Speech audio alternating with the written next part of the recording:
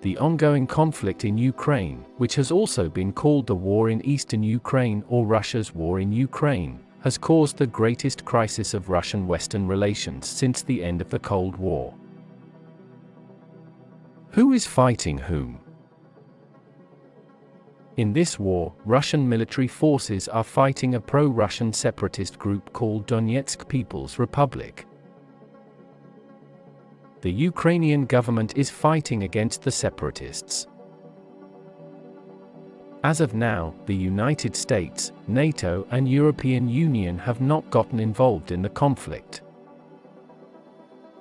A ceasefire was negotiated between these two groups on September 5, but it lasted only 4 days before breaking down. On November 12 there was another ceasefire agreed upon, but again it didn't last long. There has been heavy fighting since then, with both sides accusing each other of breaching the truce. President Obama has threatened to send weapons to Ukraine if violence escalates. Why did this war start? Ukraine has been fighting with itself for the past few years, but this conflict has intensified over the past few months. The pro-Russian protesters took control of a large chunk of eastern Ukraine, which includes Donetsk, Luhansk, and Kharkiv. They are demanding more autonomy from Kyiv and have advocated for closer ties to Russia. Some groups want outright independence. In response, Ukrainian President Poroshenko put together a military force and launched anti-terror operations against separatists in these 3 cities on April 15. Kyiv also said that it had recaptured Sloviansk, one of the first towns captured by the rebels. There is concern about whether or not Russian forces will come into Ukraine again as they did before. Where is it going? What started out as protests against the Ukrainian government has turned into a bloody civil war. The unrest began in November 2013 after Viktor Yanukovych, the president of Ukraine, refused to sign a trade agreement with the European Union. This refusal led to protests that eventually escalated into riots and violence. Violence erupted when pro-Russian Ukrainians rioted on the streets of Kyiv on February 20, 2014.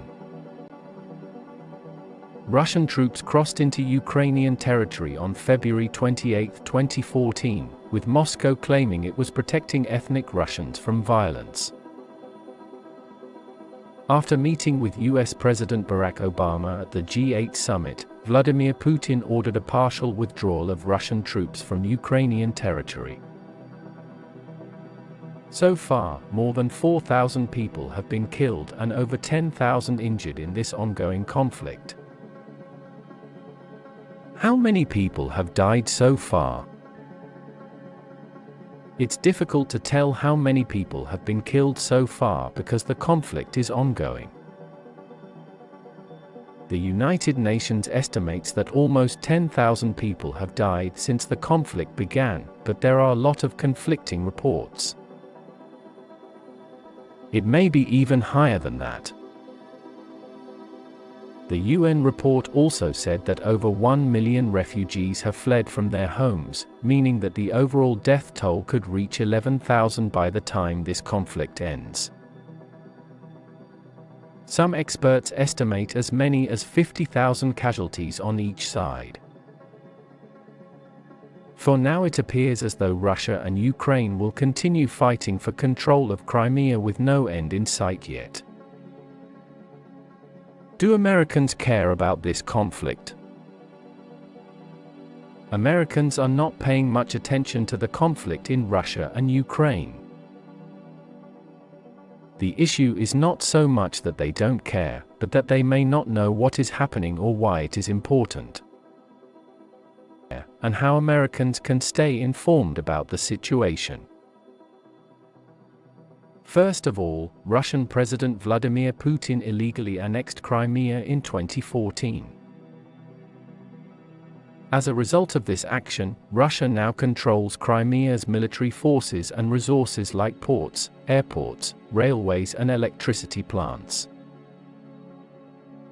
Additionally, Putin supports pro-Russian separatists fighting against Ukrainian forces for control of eastern Ukraine. These separatists have seized towns like Luhansk and Donetsk and sparked a civil war between those two groups of people. But why should we care? In the last few days, there has been a lot of fighting between Russian-backed separatists and Ukrainian forces. This conflict has been going on for about 4 years now, with neither side having made significant advances. The United States government is getting involved by sending military advisors to the region. This may signal an escalation of tensions between the two countries, but it's hard to tell how this will play out. Stay tuned.